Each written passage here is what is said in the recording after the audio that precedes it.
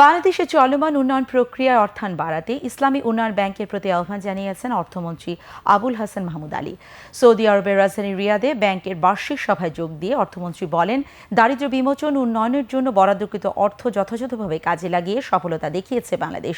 এ সময় তিনি বলিষ্ঠ নেতৃত্ব এবং নিরবচ্ছিন্ন উন্নয়ন যাত্রায় বাংলাদেশের সফলতা তুলে ধরেন। রিয়াদ থেকে ইকবাল ফরহাদের রিপোর্ট।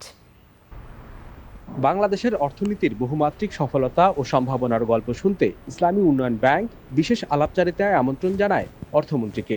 বাংলাদেশের অর্থমন্ত্রী জানান, দক্ষ নেতৃত্বে জনমনে যে আশা সঞ্চারিত হয়েছে তাতে বিপুল উন্নয়ন স্পৃহা ও কর্ম উদ্দীপনার সৃষ্টি হয়েছে, আর এতে করে এসেছে সফলতা।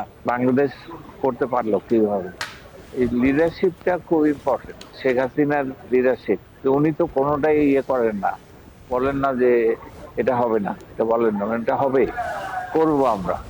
আমাদের জনগণ এটা করতে চায় যে আমরা আর থাকবো না, আমরা গরিব দেশ হিসেবে থাকবো না, সবাই সামনে চলে যাচ্ছে, আমরাও যাবো। ইসলামী উন্নয়ন ব্যাংকের বহু সফলতার গল্পের বাস্তবায়ন হয়েছে বাংলাদেশে।